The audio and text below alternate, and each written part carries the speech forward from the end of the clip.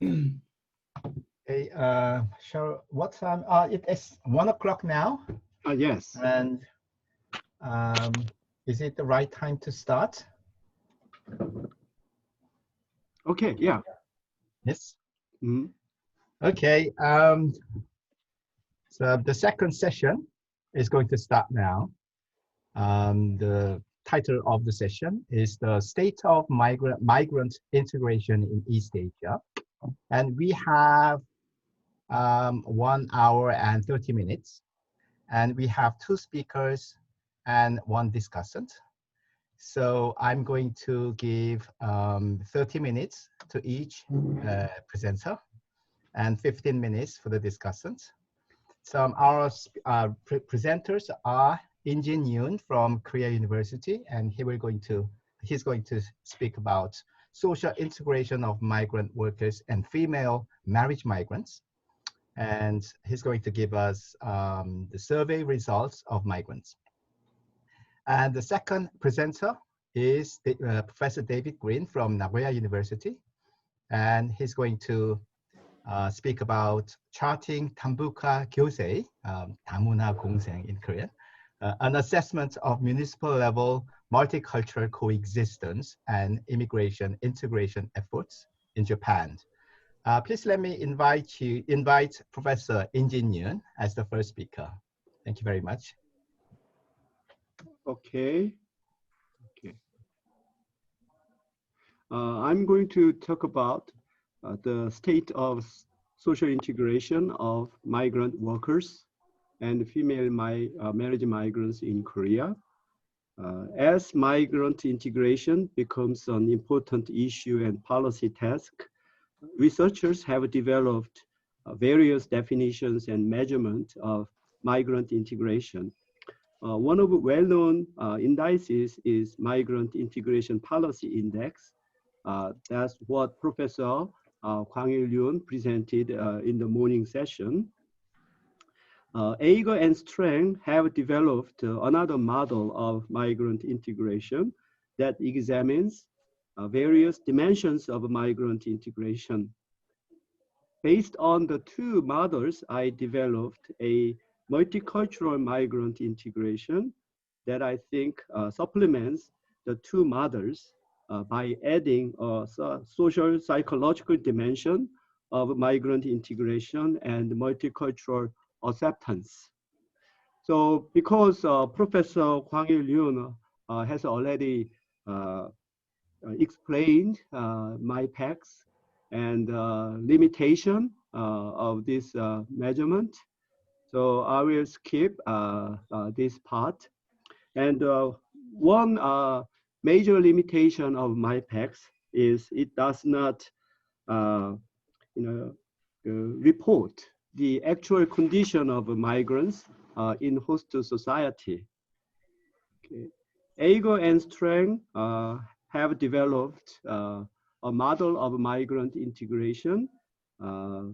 This model is hierarchical in structure, where the foundation of integration determines the conditions where migrants start their integration, and facilitating factors and social connections increase or decrease the chance of migrant integration.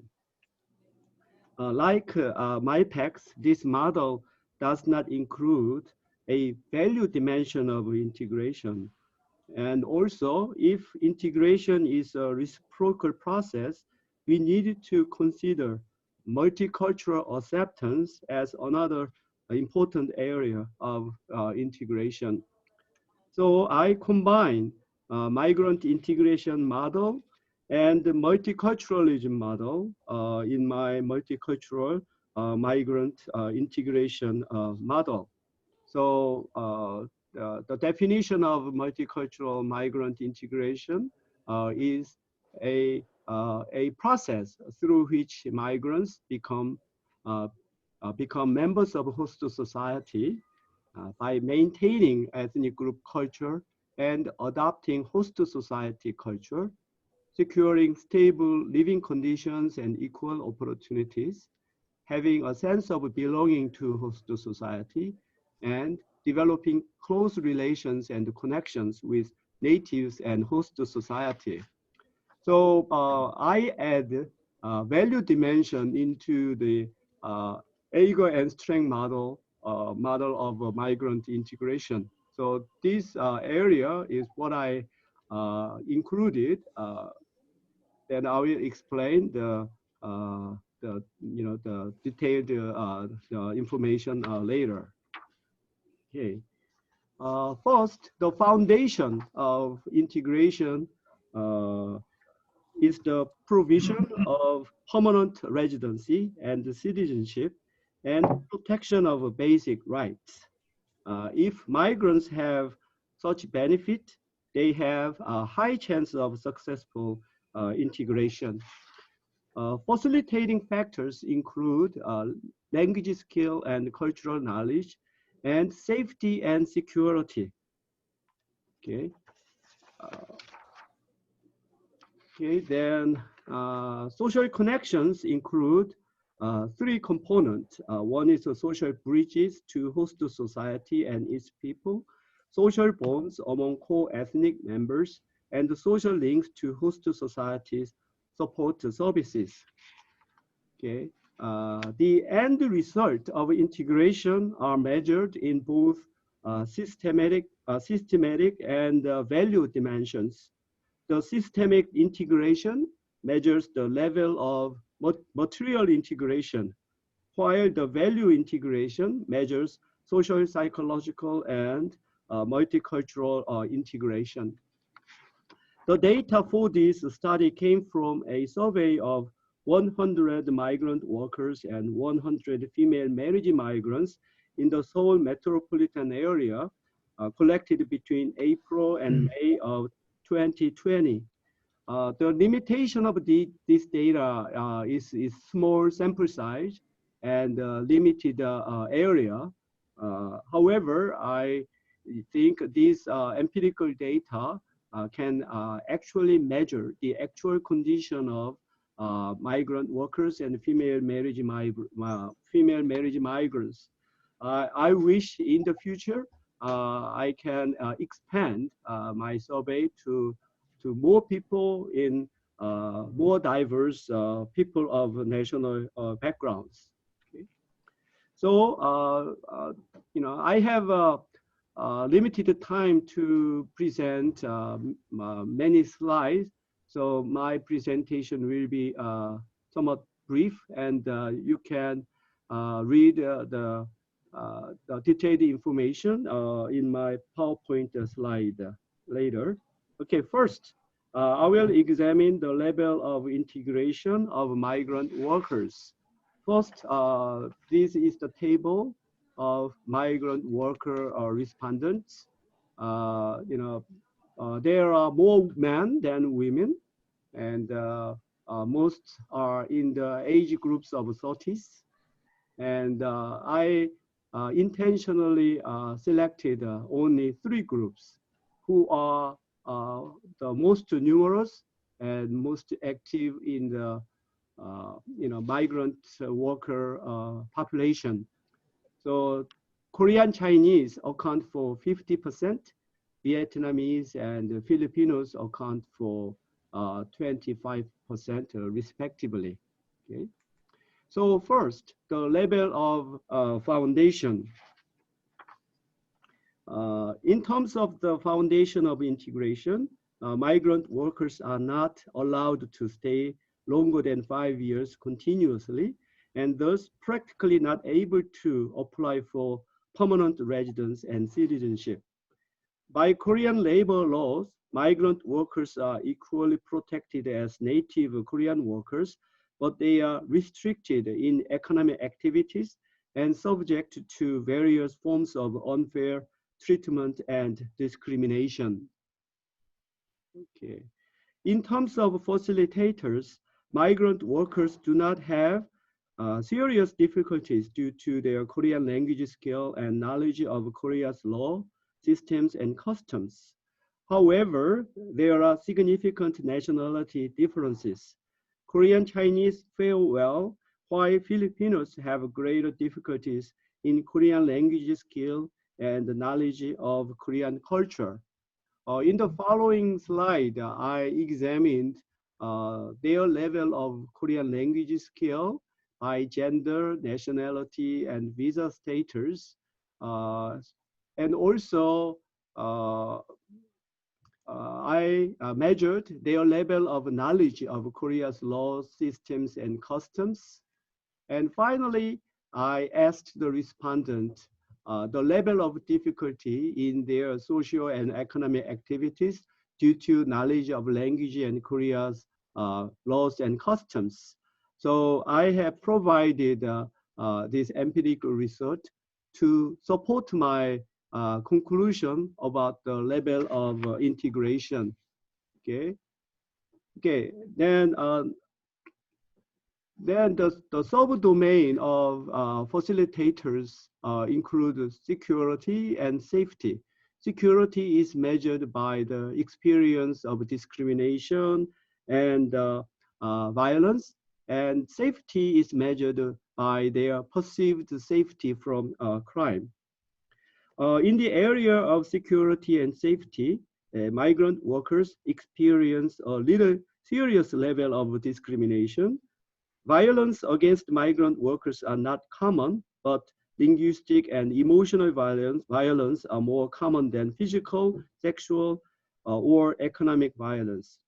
They have a serious level of difficulties in socio-economic activities due to discrimination, violence, or security issues. So the level of integration in security is not well, while the respondents reported that their neighborhood is pretty safe from crime. So I, evaluated the level of integration in safety as well. Okay. Then the level of connections.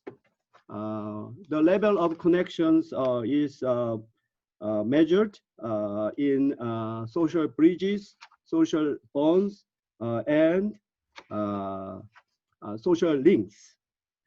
In social connections, migrant workers have a little close relations with Koreans, but they seldom participate in Korean social groups. They maintain strong bonds with co-ethnics and actively participate in their co-ethnic social groups. However, they seldom use immigrant support organizations and public facilities. Okay. Okay, then as markers of material aspects of integration, I examine economy, housing, education, and health. Migrant workers engage mainly in low-skilled manufacturing and service jobs, and their income is not high. Housing is not stable and of no good quality. The level of education is not high, and they have little access to additional education in Korea. However, they report good health, and they have access to hospital and health insurance. So the level of integration in economy is not well, housing so-and-so, education not well, and health is well. So I think that should be 4, not 2. Okay, then the level of value integration. Value integration is measured as sense of belonging, sense of trust, and multicultural acceptance. Okay. In this social, psychological, and multicultural aspect of integration, migrant workers have a low sense of belonging to the community they live in and Korean society. Also, they have a low sense of trust in equal opportunity for foreigners. However, they show strong preference of multiculturalism to assimilation. So this is the summary statement for migrant workers. The foundation of integration for migrant workers is not solid. Their status of residence is only temporary and practically blocked to permanent residence and citizenship. Facilitators of integration have mixed results. Migrant workers have good command of Korean language and good knowledge of Korean laws and systems, but they are subject to unfair treatment and discrimination.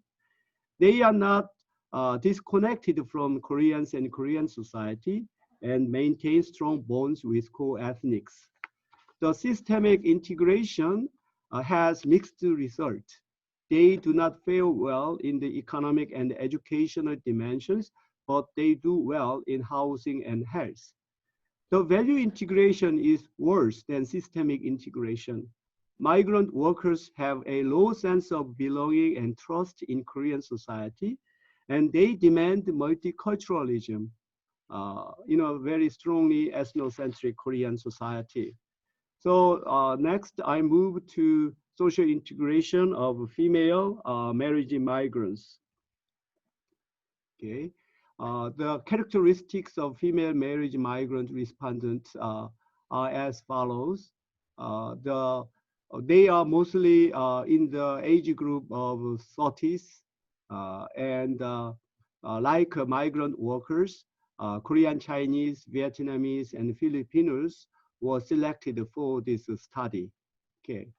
First, in the level of foundation of integration, there are no restrictions on the acquisition of a permanent residency by law. After 3 years of residency, it is possible to apply for simplified naturalization. 62% of respondents have already acquired a permanent residency or citizenship. Only 24% reported difficulties due to status of residence. However, the husband's identity guarantee is necessary for female marriage migrants to apply for citizenship. There is significant nationality difference. Vietnamese women have the greatest difficulty, while Chinese women have the least difficulties due to visa status.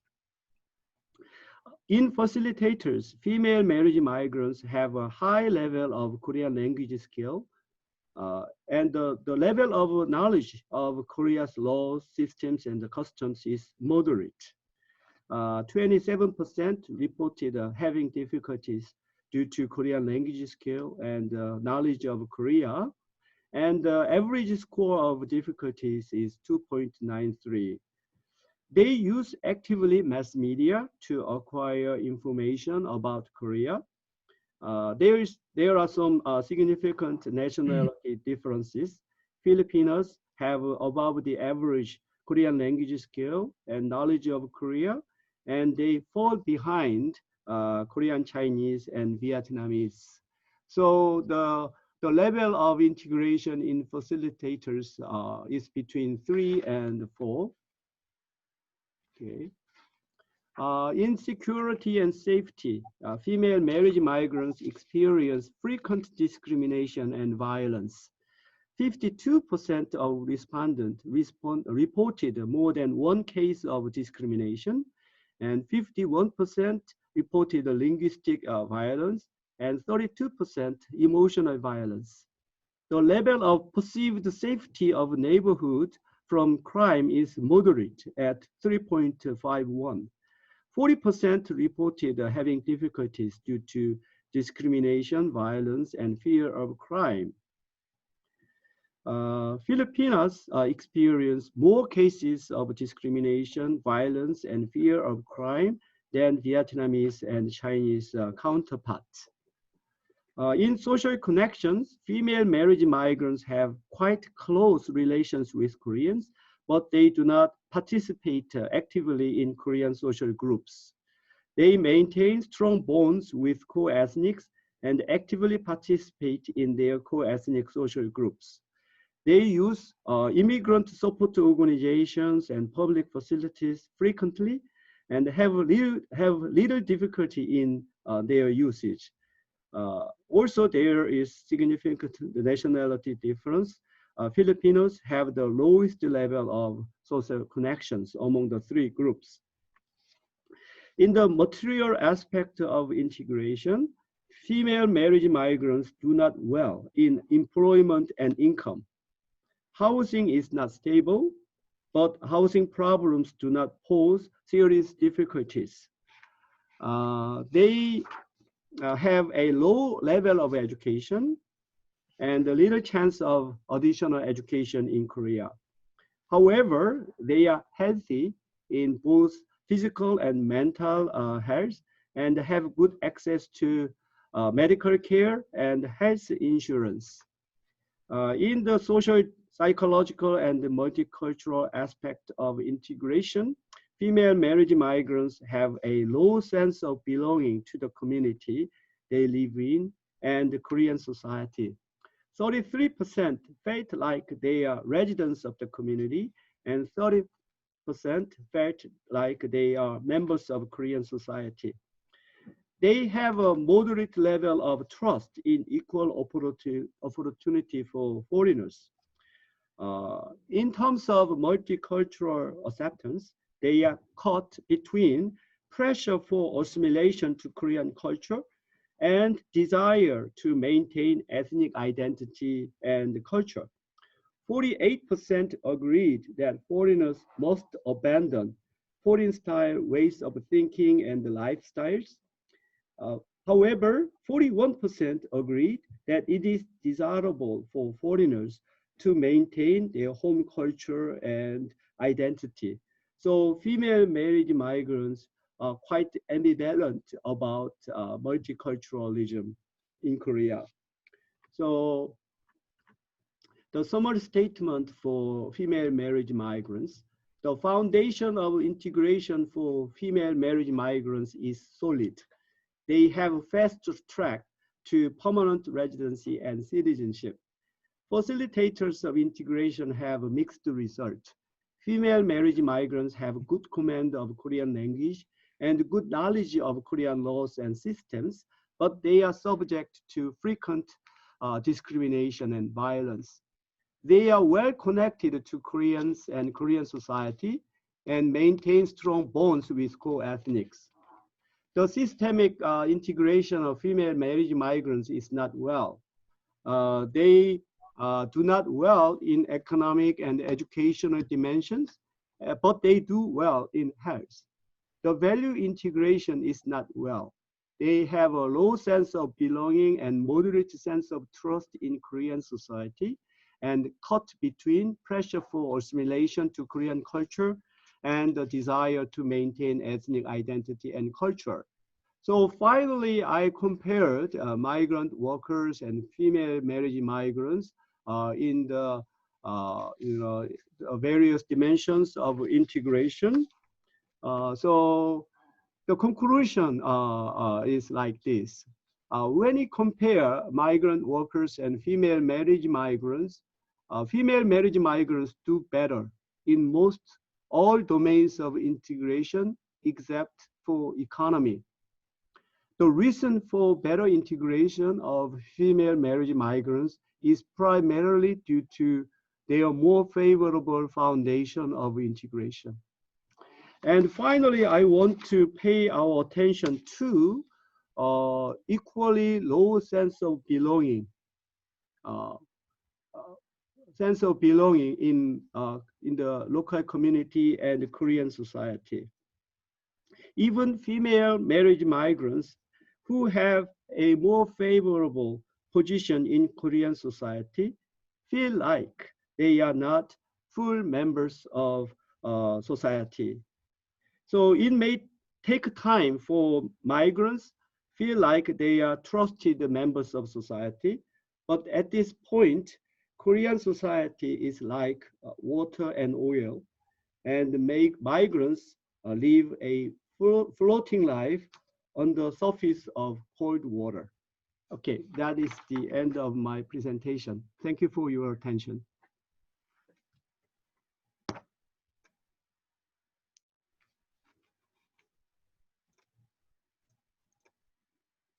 Okay.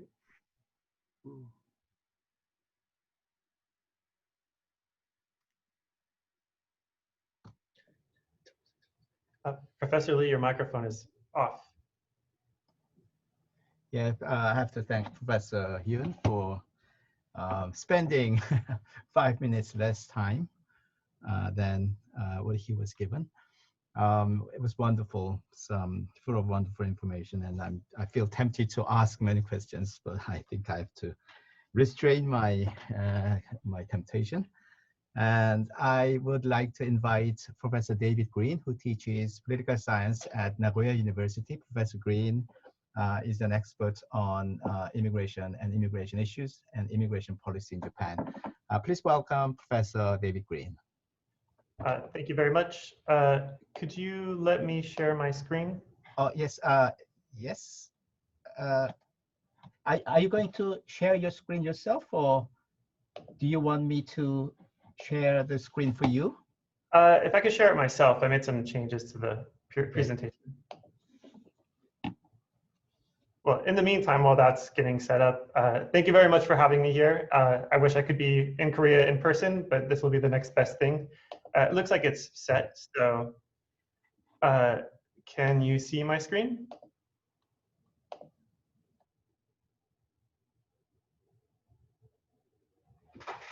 So is that working? Okay, good. Okay, so my name is David Green. I'm from Nagoya University, originally from the United States.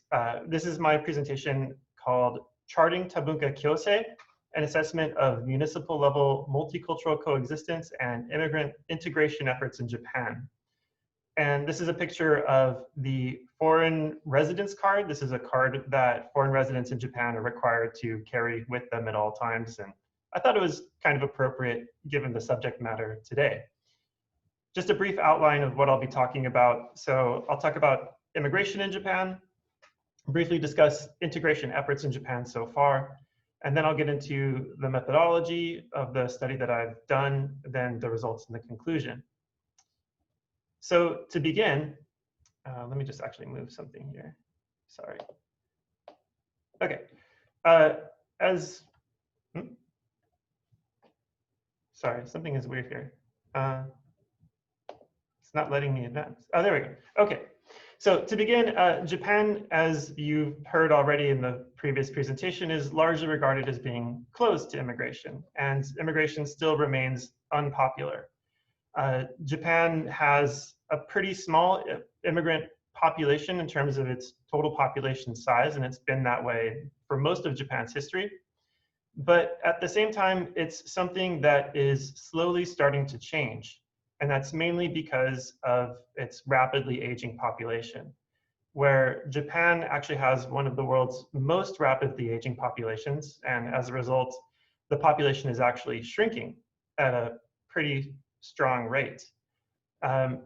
So even though immigration could potentially be not necessarily a solution, but at best it's a mitigating factor. Even though it could be a potential mitigating factor, it hasn't been pursued as strongly as one might necessarily believe. But at the same time, there is a growing foreign population in Japan. So as Professor Kondo said, the Japanese government, it does not have an explicit immigration policy per se. That is, the government hasn't passed sort of clear immigration priorities or anything of that nature. But there's a sort of de facto policy where the government is actively seeking skilled labor, students, and trainees. In 2012, they implemented a highly skilled foreign professional visa category, which was the first time the country adopted a points-based evaluation system, and then gave some preferential treatment to people of that status. And then just recently, last year, they adopted this semi-skilled worker visa system as well, trying to bring in medium-skilled to low-skilled workers on top of recruiting highly skilled workers. So there's a clear movement towards trying to grow the foreign population in spite of sort of government pronouncements to the contrary. And this study of Japan has some important international implications. So the issue of population aging that Japan is at the forefront of, Japan's not unique in that regard. So a lot of other countries are facing similar problems. Of course, in Asia and in South Korea in particular, there's similar problems on the horizon. But Japan is the first, really, to experience this. And so what Japan does, particularly as a new country of immigration, that's going to serve as the precedent for other places. So it's the example, and perhaps other countries can learn from what Japan does well and what Japan doesn't do as well.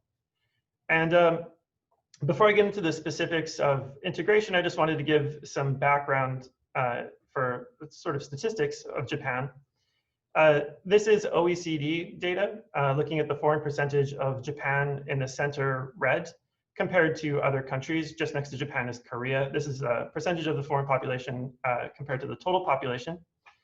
We can see here that Japan is quite a bit lower than basically every other OECD country.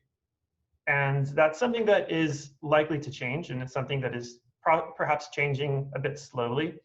But Japan is a bit unique in this regard. Looking more closely at Japan specifically, this is the change in the foreign population from 1970 to 2017. And we can see that there is a pretty strong increase where in 1970, for example, the foreign population was extremely small. And it's increased by about 4 times in this range of time. So there is a pretty large increase, a relatively large increase, but still the foreign population in Japan remains pretty small overall. Looking at demographics, you can see that as time has progressed, it's become a lot more colorful. So there's a lot more variety of immigrants living in Japan now. Before 1990, that was when there was a major change to the immigration system. Before 1990, the vast majority of foreign residents in Japan were Korean and Chinese. And this is the so-called Zainichi Korean population primarily. Those are going back to Japan's colonial era when Japan took over parts of Asia, including Korea. Those people acquired Japanese nationality because these were Japanese territories, and many of them were either brought to Japan or came to Japan to work. And then after World War II and the Treaty of San Francisco, those Zainichi residents actually lost Japanese nationality. They reverted back to their original nationality, many of them Korean. Many people returned back to their home country, but also many people stayed. And these people who stayed in Japan, they made up the vast majority of Japan's foreign population. And the pre-1990 so-called old-comer residents or immigrants, their profile is very, very different because this is like now we're going on to the 3rd or 4th generation of Zainichi Koreans who could blend into Japanese society quite a bit better. They could perhaps look Japanese, but they could speak perfect Japanese, understood Japanese culture perfectly, and in many cases adopted Japanese surnames. And so the issues of immigrant integration were nowhere near the same before 1990 as what they look like after 1990. So starting in 1990, as I said, they had a drastic change to the immigration system where they started admitting people of Japanese heritage, mainly people from South America, Brazil and Peru, but also other Asian nationals through a variety of different schemes like the trainee system, for example. And so these newcomer residents, they didn't have the same level of familiarity with Japan. Often their understanding of the Japanese language was quite a bit lower, also not understanding Japanese culture in the same way. And so around that time, that was the first movement toward really trying to integrate the foreign population. Looking at visa status, this is just from 2006 to 2016. It's important to note the line on the top, which is the number of permanent or long-term residents in Japan. That means that the vast majority of foreign residents in Japan are actually permanent residents, over half, and that number is increasing. And it's sort of common knowledge in immigration studies, or a common assumption, I should say, from many countries, that immigrants are short-term people coming to the country to work, where that's not necessarily the case for Japan in particular. The second line, the green line there that's going down, that's the special permanent residents. Those are Zainichi Koreans whose numbers are decreasing, which I can talk about during the question and answers if you like. And then below them, there are a few visa categories that are showing some increase, those being students and technical trainees in particular. So those are also showing some increase, but their numbers are still pretty low, especially compared to the number of permanent residents. Moving on then to talk about integration. It's commonly assumed that in Japan, foreign residents are largely invisible, where even now, the foreign population is just over 2%. It's about 2.3% nationally. But foreign residents, they tend to congregate in the largest cities. So in most of the country, which is not the large city, there is not really a large immigrant population even now, even with this relatively large increase. So most Japanese people are really not aware of immigrants. They don't have really any interaction with immigrants. And so knowledge is really limited. The main integration activities in Japan, they occur at the local level, mainly by local governments, where there's very little national government involvement so far. The national government, for its part, really handles entry and exit. That is like visa status, making sure that people are entering the country the way that they're supposed to be and staying for the duration that they have signed up for. But then the question of what to do with those immigrants once they enter the country has really been left to individual municipalities, individual cities. And some cities are quite a bit more active than others, often cities that have larger foreign populations or that have some kind of history of receiving immigration. At the national level, one of the main policies of the government, especially that's relevant to this study, is, well, this isn't even a policy, but a plan, the Multicultural Coexistence Advancement Plan, which was implemented in 2006, and Professor Kondo made some reference to this as well. This is where, among other things, the national government recommended that cities adopt multicultural coexistence plans. Before this time, some of the more active cities, they had adopted their own multicultural coexistence plans. That is, they are city plans that outline integration priorities and immigrant outreach activities. So they sort of say what they are doing, what they have done, and what they intend to do, the integration goals for the municipality. And the national government saw these plans and sort of assumed it was a good idea and then recommended that other cities adopt them.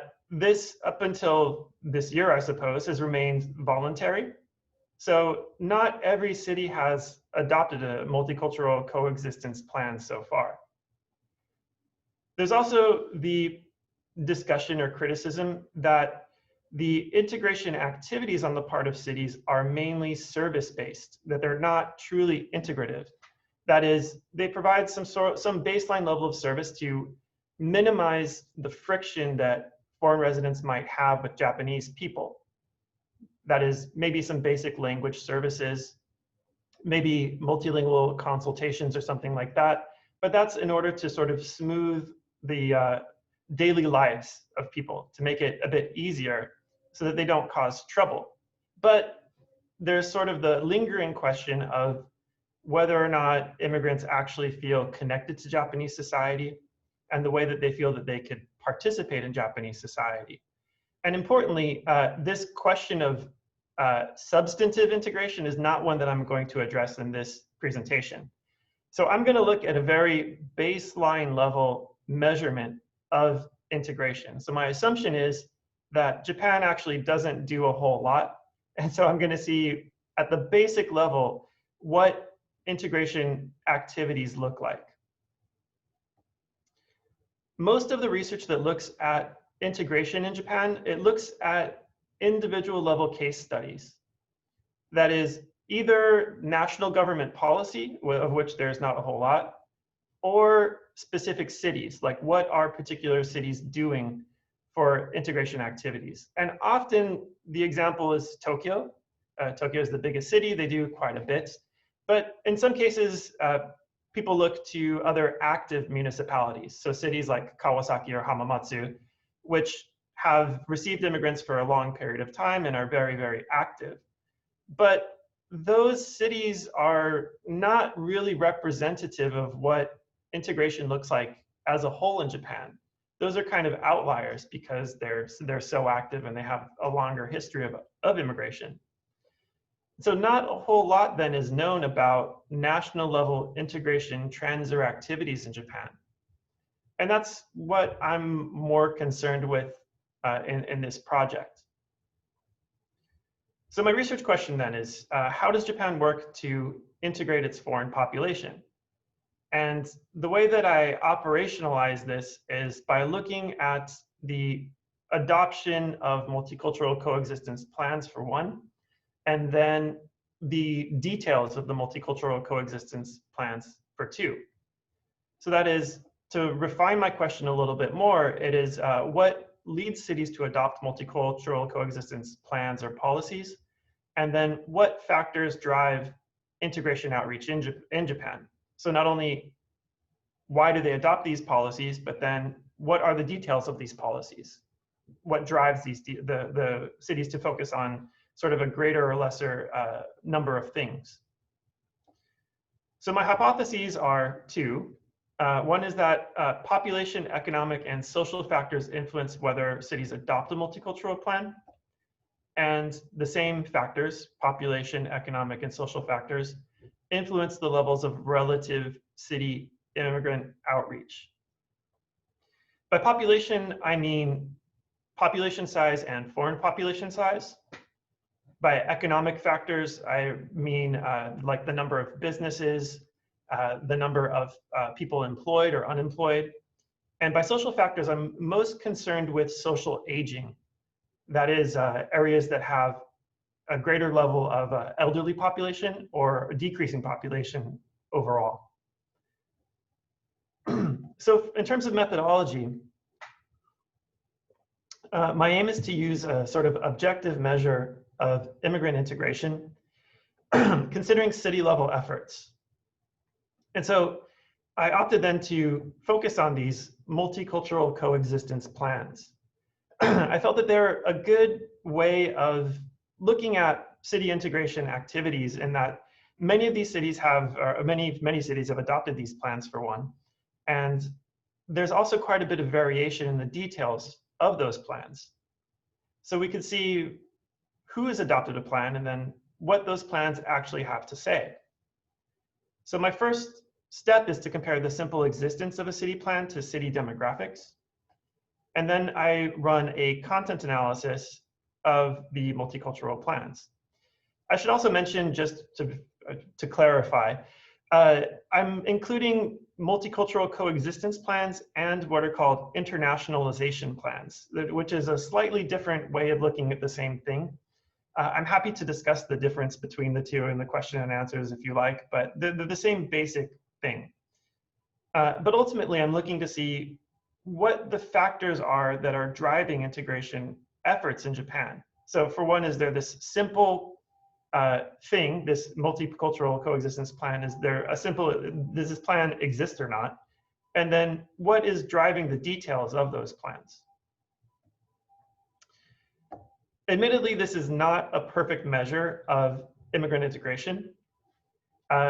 So the plans, they leave out, they could potentially leave out activities that they are engaging in but are not listed in the plan, or the plans could potentially list activities that they're not actually engaging in. So there is some problem along those lines. There's also the problem of finding those multicultural plans.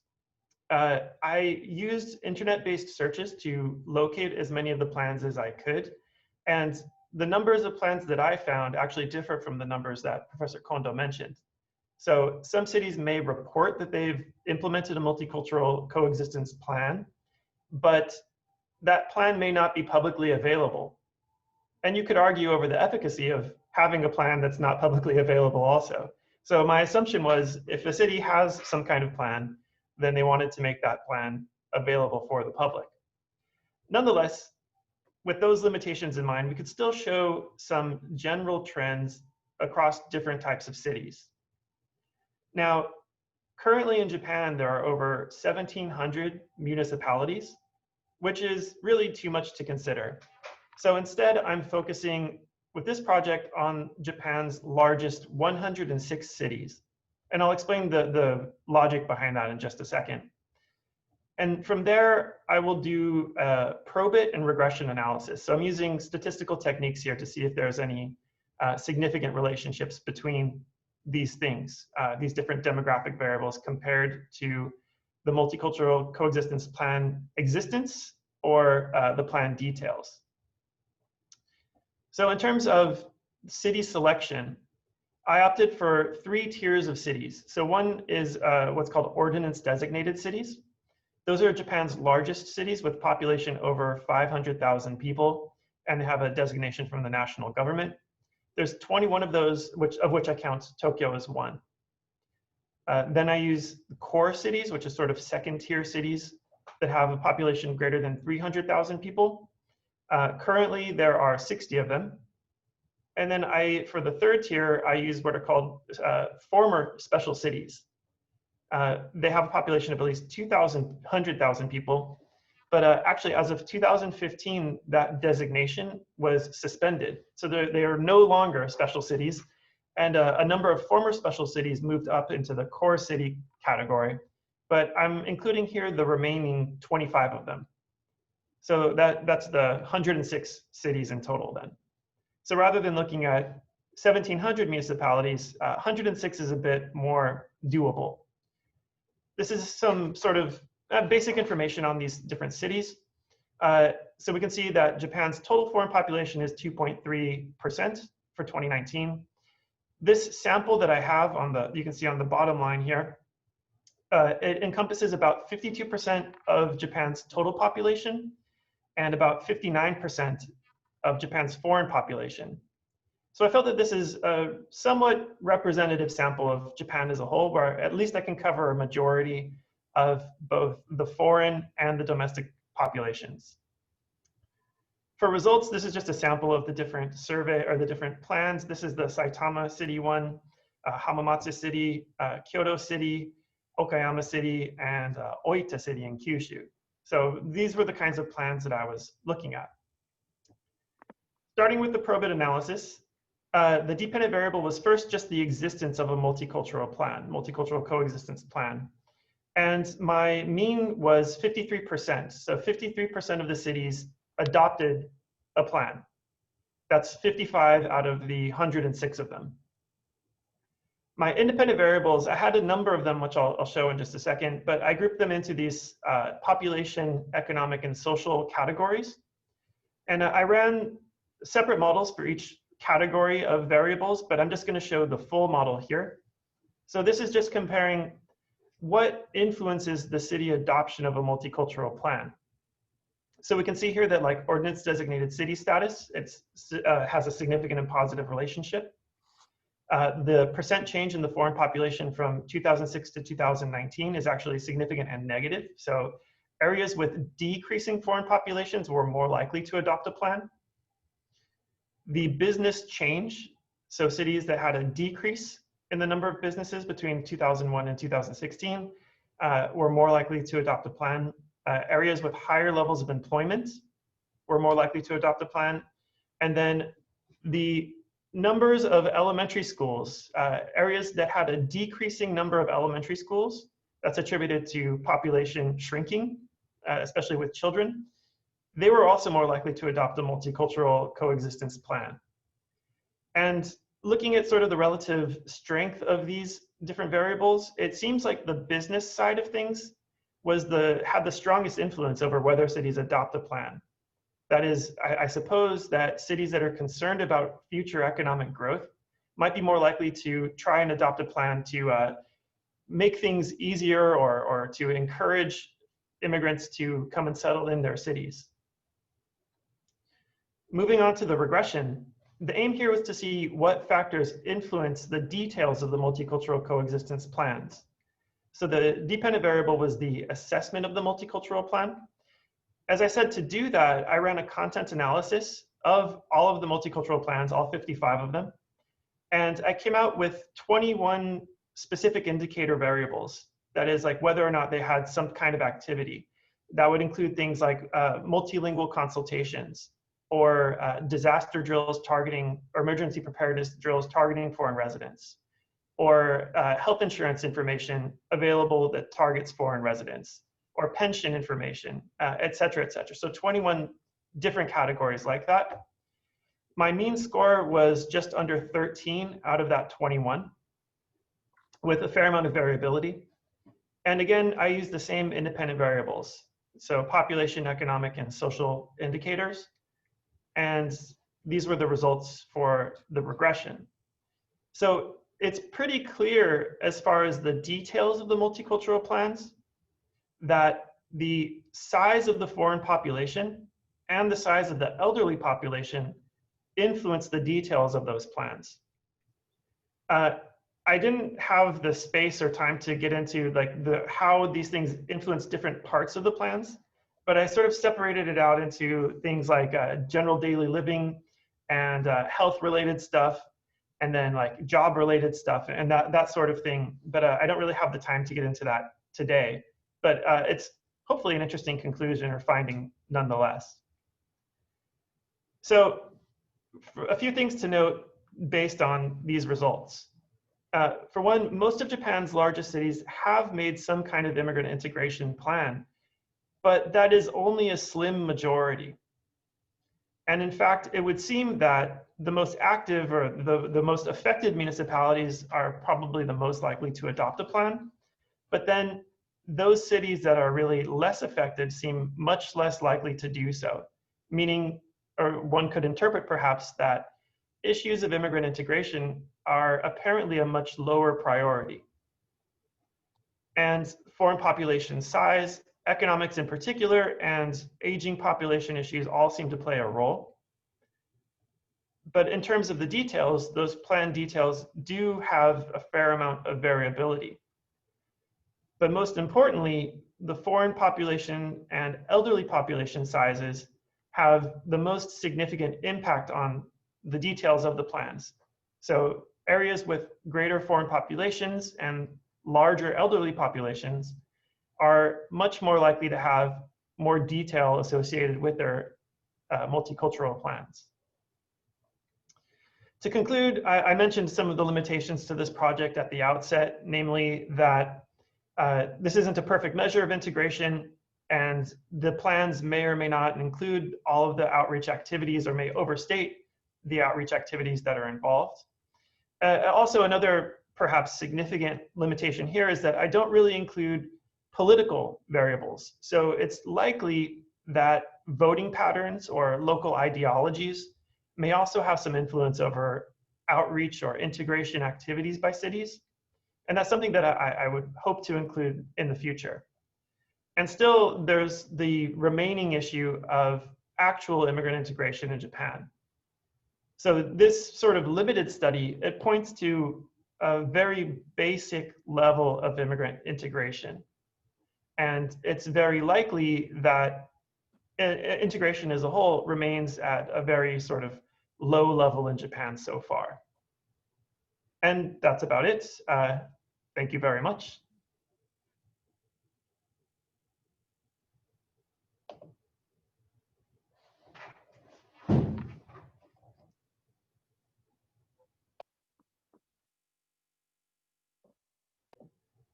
I'm sorry, Professor Lee, I think your microphone is still off.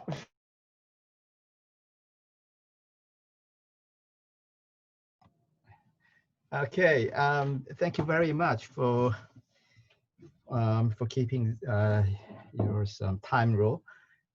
We have designated discussant, Professor Konso Han from Kangwon University, who teaches cultural anthropology. And he will give us his comments within about 15 minutes. Is that okay? Okay. Thank you for kind introduction, and also thank you for inviting me as a discussant for these sessions, Professor Yoon. Honestly, the topic itself is really foreign to me as a cultural anthropologist. You know, I'm not a specialist to discuss about some survey index and some statistical analysis. So I'd like to ask you some my questions about some basic meaning and some the concept. For example, the Professor In-Jin, you have really good research and then provide us real data. We can, but in another ways, I'd like to say that your conclusion is almost as we expected. We expect your conclusion. For example, for the migrant workers, yes, the marriage migrants, their integrity, the integration situation is much better than migrant workers. And so my suggestion is that why don't you compare, the first one is you revise the previous, migration integration model. For example, you added value factors at the market and makers and means area.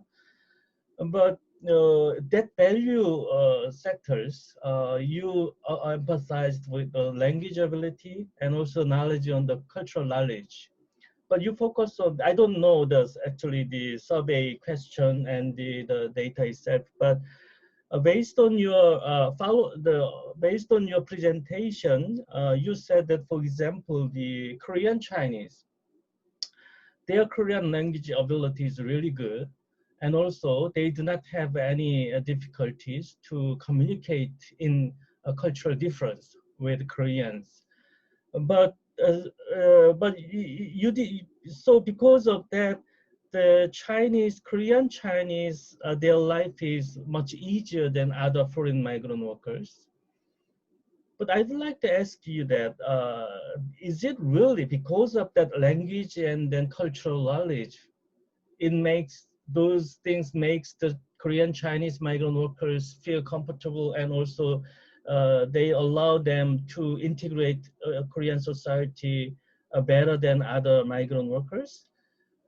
Because in that value levels, the Korean Chinese and all Koreans, they agree that anyhow Korean Chinese, they use Chinese language, but somehow they have Korean dialect. But Koreans and Korean Chinese, they're both, they agree that they are same ethnic groups. So this kind of ethnic identity, the feelings, the sense of belonging, it makes the basic structure differently.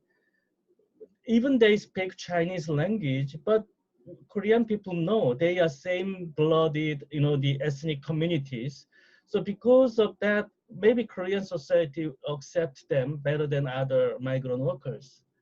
It is my question is what makes this kind of change, the difference? Is it language ability or cultural knowledge? The second question is, when you say about cultural knowledge, what kinds of knowledge about culture? For example, you mentioned as a customs. For example, if some foreigners, if they know about Korean customs, can we say that it is cultural knowledge?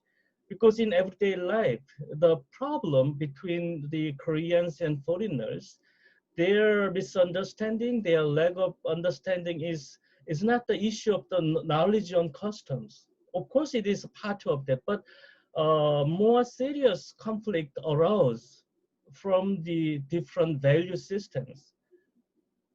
So when you say that cultural value, when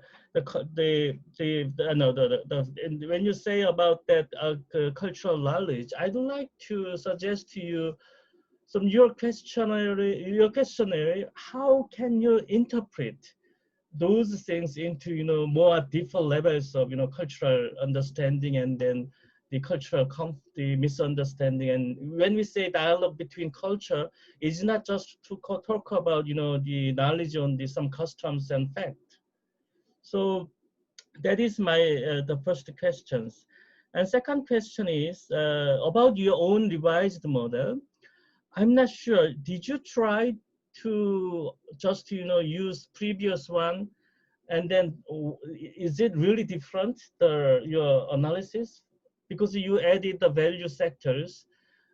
Did you find any difference on previous other scholars, the integration model? For example, you said ego and strengths, migrant integration model. Based on these models, do you find that, I'm not sure, because when I read your conclusion, I cannot find some difference. Which part is made from your own revised model? So that is my second question.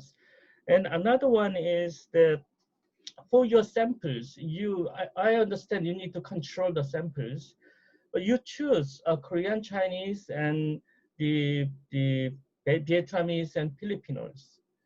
So these samples can really show the condition of the migrant integration levels in Korean society, because the Korean, Chinese, and Vietnamese and Filipinos, they have a different history. They are different, the way of life in the local area. So if you expand your samples to more diverse countries, and then I'd like to know the result about that. And another one is,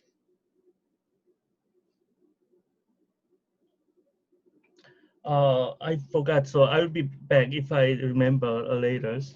And next, Professor David Green, your presentation was really good, because in Korean migrant scholars, we already read many reports about the Japanese policy and Japanese case studies. But for your suggestion is very interesting, comparing local government, the cities. Because the most of Korean scholars, they focus on several cities like Kawasaki, and so there are many researches about that multicultural policies and then integration issues in specific cities. But you gave us many the comparative studies on many different Japanese cities. But I want to ask you that when you say that multicultural coexistence policies, you show us the slide, and then each different local government, they have a specific policies. And in that the policy books, the title, I can read it, is internationalization. They use the term internationalization and international city. In Korea also, some cities, they prefer to use the term international cities, like in Songdo international cities. But when local government, they use that term, the meaning is slightly different from multicultural things. For example, when they say internationalization, they always think about advanced countries. The internationalization means another multiculturalization. They want to, advanced developed countries, the city wants to expand their network with those, advanced countries and cities. So is it possible to include those internationalization policies or internationalization program as a multicultural policies? That is my first question. And another one is, as far as I know, when the Japanese, they initiated the multicultural coexistence movement, the initiation point is Hanshin earthquake of early 1990s. In Osaka area at that time, the Chinese Koreans, they really contribute to overcome those big disasters. And they do not care about ethnicity. They serve for Japanese neighborhood. Because of this experience, the Japanese civil NGO activists and then human rights activists, they work together with the Chinese Korean. So they initiate the movement of multicultural coexistence movement.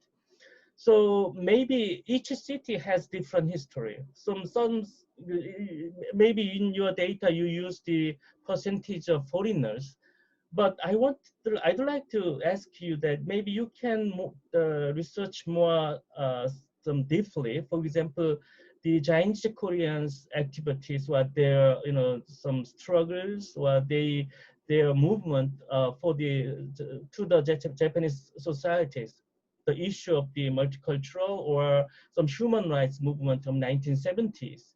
And then maybe you can analyze why certain cities has difference in this multicultural program or policies. So that is also good, the element to analyze Japanese cities.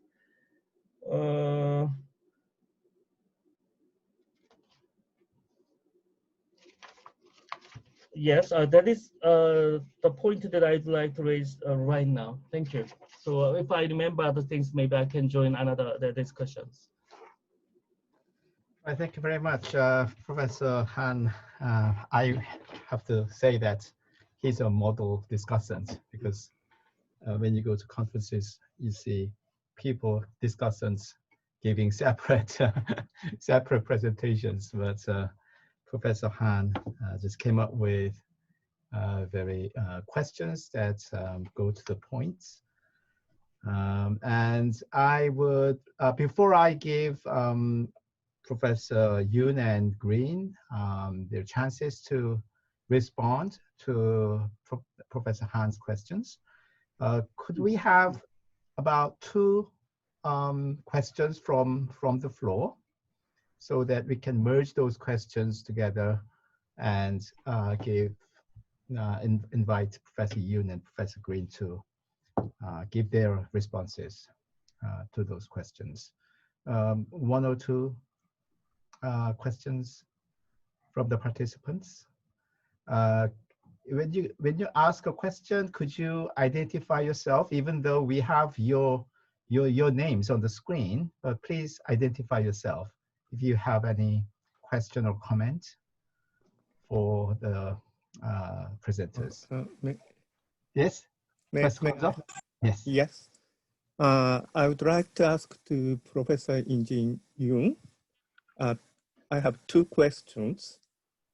How do you think about OECD and the European Commission's survey of indicators of immigrant integrations? This survey is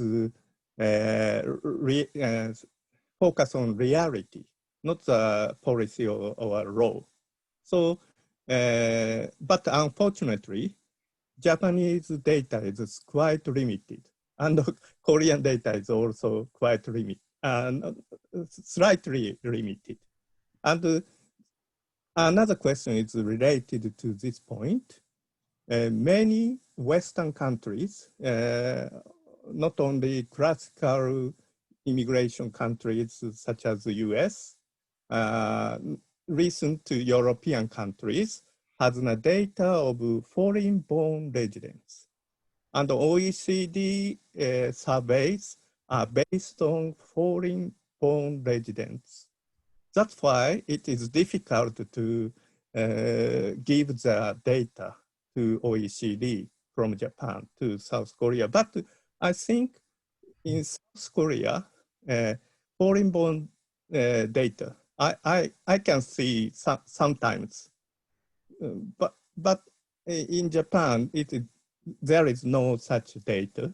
But how do you think, how Korean researchers are thinking about the data of the foreign-born? Our Japanese researchers are appealing to the government. We need to apply such kind of foreign-born residents data, but the government at the moment doesn't think about it. So that's the second question. Thank you. One more question? We can accommodate one more question before. Nayeon Lee? Yes. Hi, I'm Nayeon Lee. I have one question for each of the presenters. I'll be really quick. Just a simple question for Professor Yoon. Have you ever considered the possibility of the racial discrimination factor for the Filipino marriage migrants? Since they seem to be the group, they are experiencing more insecurity So I think that might be a racial factor there. And for Professor Green, I just had a quick question regarding the effects of the decline in foreign population over the years, and that had a negative effect. But I was wondering, I can't recall if you had the size of foreign population also in that same sheet. So can you elaborate a little bit more on why that was missing in the Probit analysis, but that was there was a positive effect in the regression analysis? Okay. Okay, Professor Yoon, would you like to respond to the questions? Yeah, thank you for many and very helpful questions. First of all, I'd like to express my appreciation to Professor Han for his careful examination and useful comment. First of all, my study is a pilot survey of migrant integration due to limited funding that I have at this moment. I have to select a small sample of migrant workers and female married migrants only in the Seoul metropolitan area. So I wish in the future that I can expand my survey to a larger sample of people of different nationality backgrounds in more expanded area. And but still, my study can, my study has academic value of applying my model to actual migrants, because MyPEX and other policy-based indices cannot, measure the actual condition of migrants. So that my study is the first step towards that goal.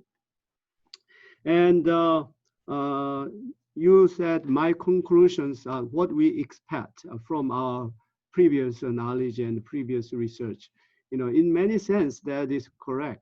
But my study provides theory-based and systematic analysis of the level of integration.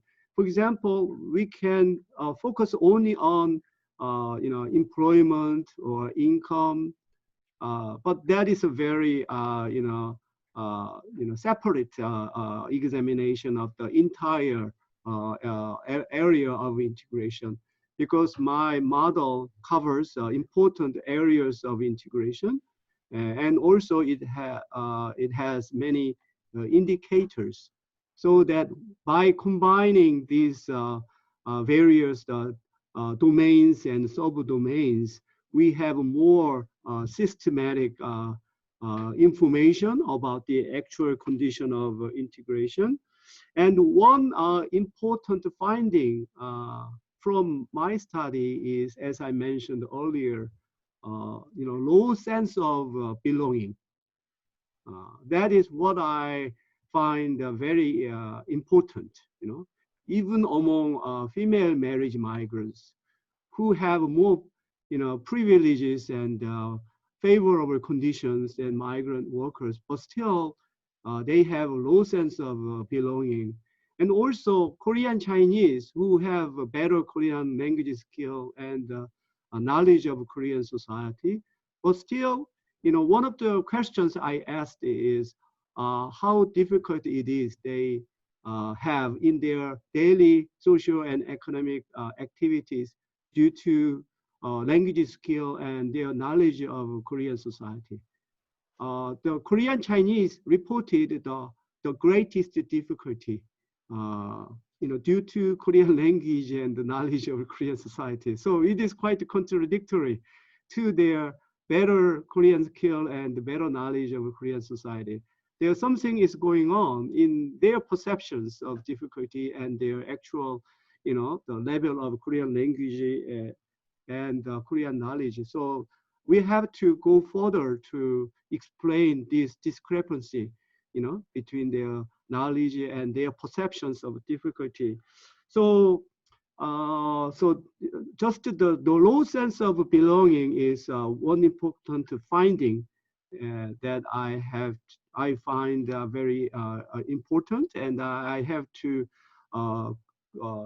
conduct more research to explain why migrants feel low sense of belonging, even among female marriage migrants. And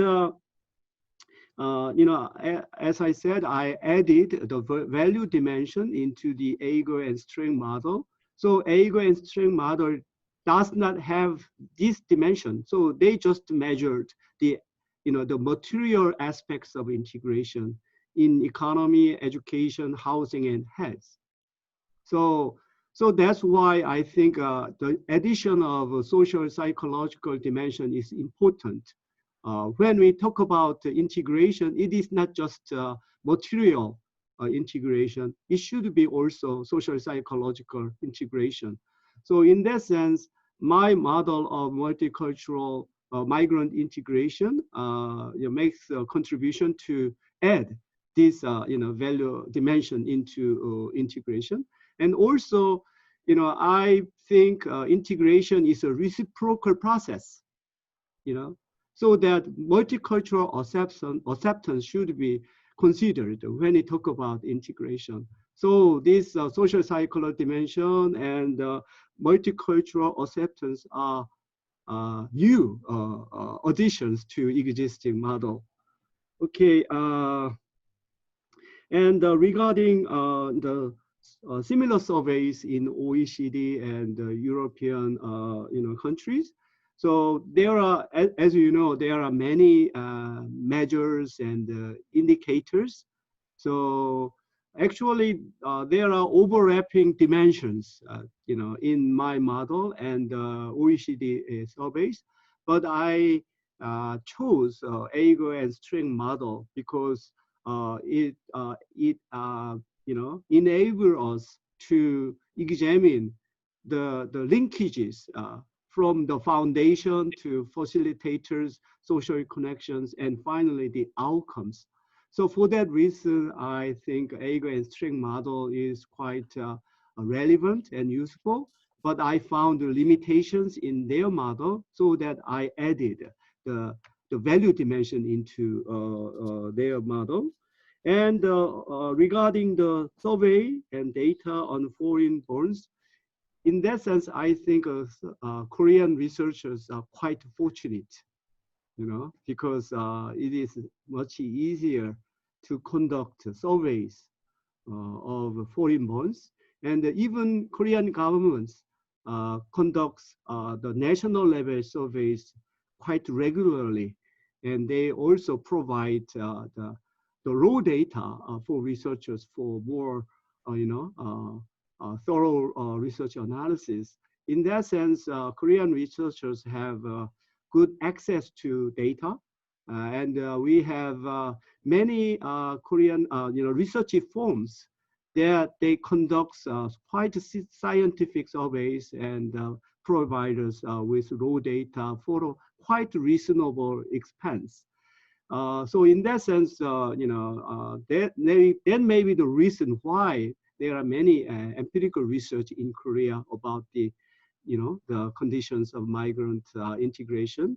And I wish that in the future that Asian countries work together to develop our model and our survey to collect comparable data for our comparative research.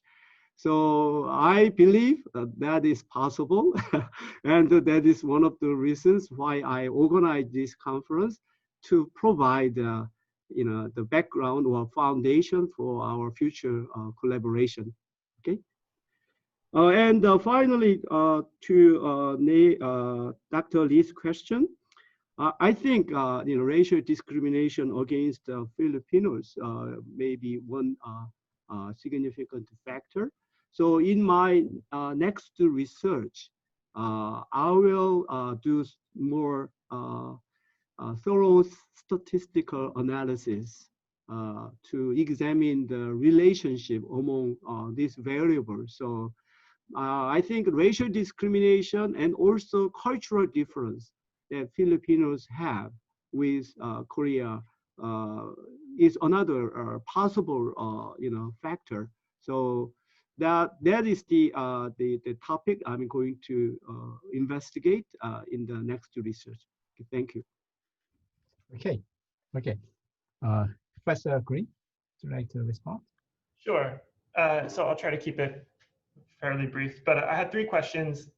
And thank you, Professor Han, for the excellent comments. That was very helpful for me too.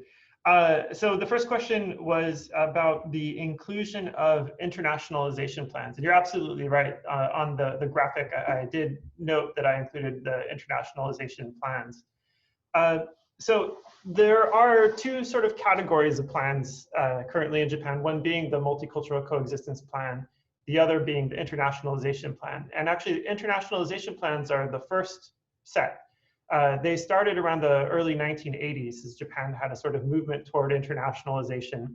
And they tend to be a bit more comprehensive in that they're not only dealing with immigrants or foreign residents within the city, but also talking about the appeal of the city abroad.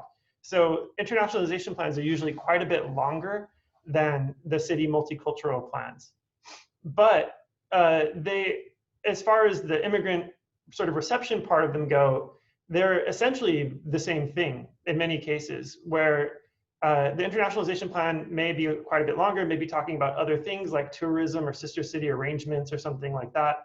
But when they get to the section talking about immigrant reception or immigrant outreach, they touch on basically the exact same points as the multicultural plans.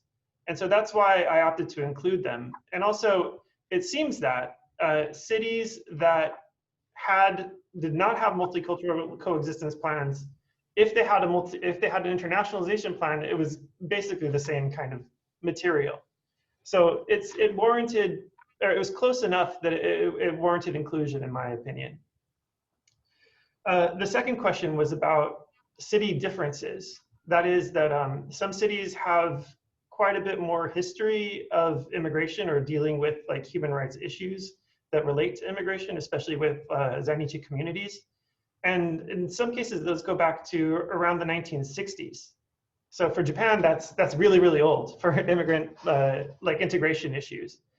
And I would love to include some kind of measure of that, but I'm not exactly sure how. So I suppose like one option would be something like like a history of immigration or something like that, or a Zainichi history, or something along those lines. But then to come up with a quantifiable objective measure, that's where the problem lies. And if you have suggestions, I would be very, very interested to hear them. But I mean, even just like a sort of 0-1, like a binary variable or something like that would probably be useful. Just a question though of, what constitutes a 0, what constitutes a 1 would be the harder part to discern. The third question was about the incorporation of a population variable in the Probit analysis. So in the Probit analysis about whether or not cities adopted a multicultural plan, there was this negative relationship between population change and the adoption of a plan. But you're correct that I didn't include just like the total foreign population size for 2019. The reason being is because I did include it, but there was no association there. So in the interest of space, I just sort of excluded it from that table.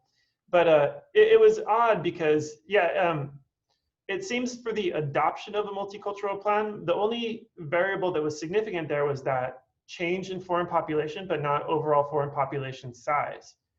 Instead, what seemed to matter the most was the economic issue. So like if they're having a decrease in the number of businesses, or if there's a lot of employment.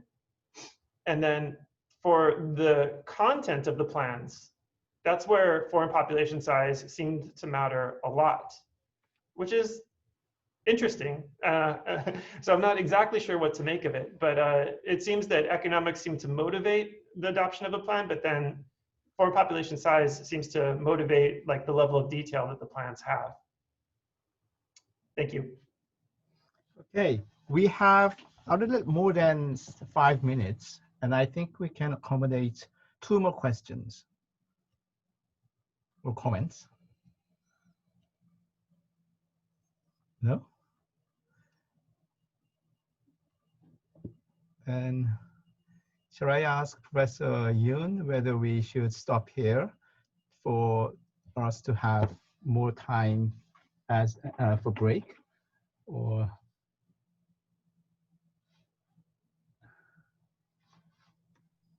Professor Lee, you said you have your own questions, so you can share your questions and. Right. Okay. You mentioned that migrant workers. May I Okay. comment? Yeah. Professor Gonzo, please go ahead. Yes. Yeah, I would like to add more information, adding to the answer of the Professor Green. So Osaka and Korea is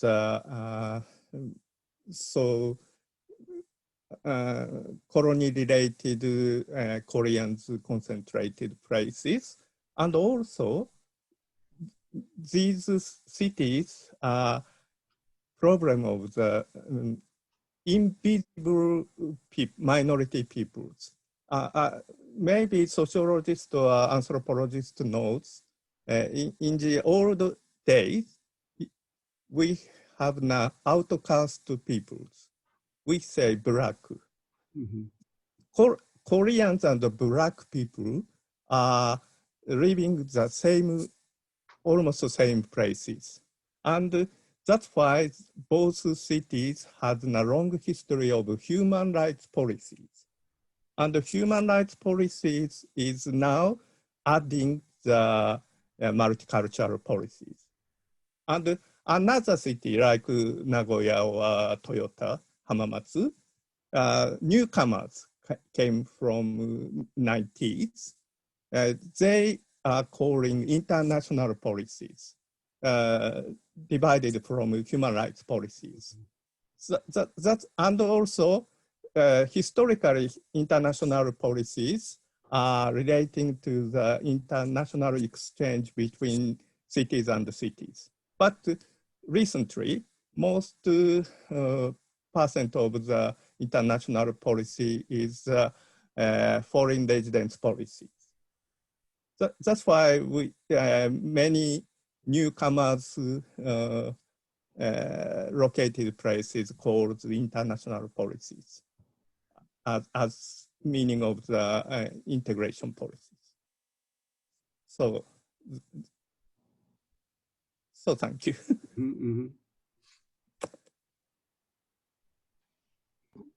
You want to go ahead with this discussion? Any comments or response to Professor Gonzo's comments? Are you talking to me? Any of you, either of you. Well, I mean, I completely agree with Professor Kondo. That's exactly right. So yeah, I mean, some cities, they do have a definite history of dealing with human rights issues and immigration issues, and they're very closely intertwined in Japan.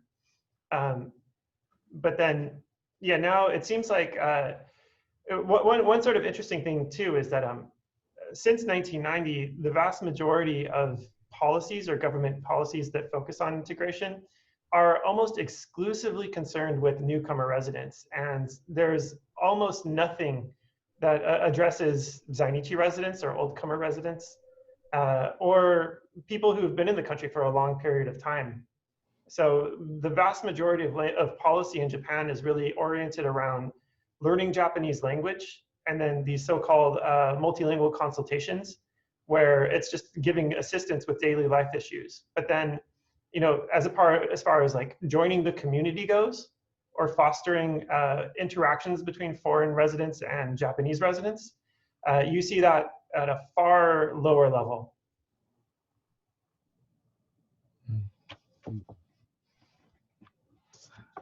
Right.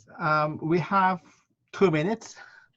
And may I ask my question to Professor Yoon? You mentioned that migrant workers in Korea tend to make efforts to build strong bonds with their co-ethnics. And is there any variation across different, groups in terms of national origins? Mm-hmm.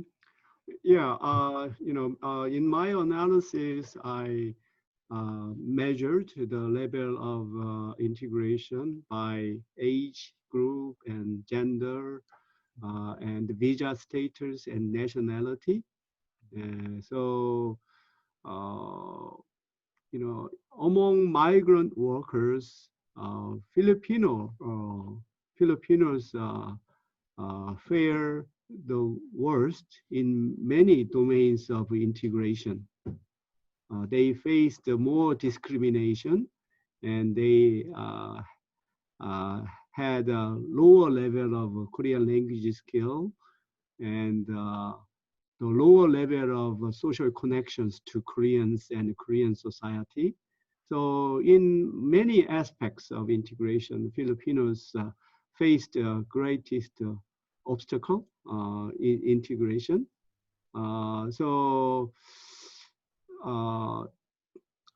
I have to do more thorough analysis. What are the conditions that Filipino migrant workers are situated in, maybe due to the kinds of work, and kinds of industry. So that is the next topic I have to do more research. But at this moment, I found some significant differences among different nationality groups. Okay. Okay, thank you very much. And the time is up, so I think we have to have a break before we move on to the next session. So I would like to thank the presenters and Professor Han and all of you for your participation. This was a wonderful session. Thank you very much. Okay.